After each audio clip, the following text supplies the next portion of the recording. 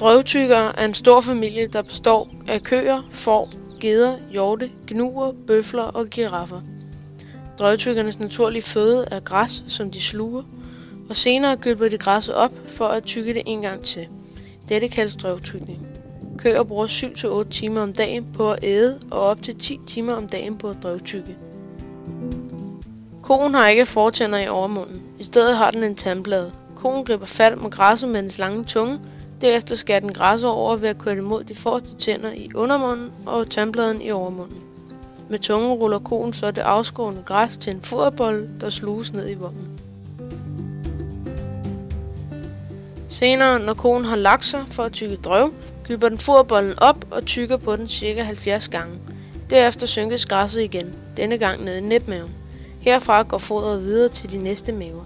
Når koen tygger, bevæger den underkæben fra side til side, så føden kværnes i stykker af de store kindtænder.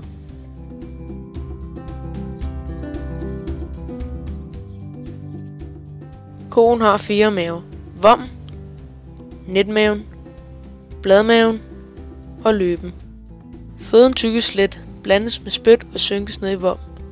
Senere gylpes det op, tygges grundigt og synkes igen, denne gang ned i netmaven. Herfra går det senere gennem bladmaven og løben ud i tarmen. Her er de 4 maver fra en ko: vommen,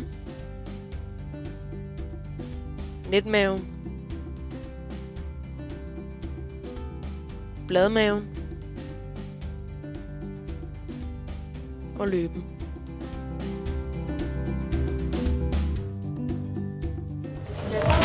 Er det sej? Pas på fingeren. Så stille og roligt, så begynder den at danne det her, når den begynder at få noget græs og hø eller noget blandet op i.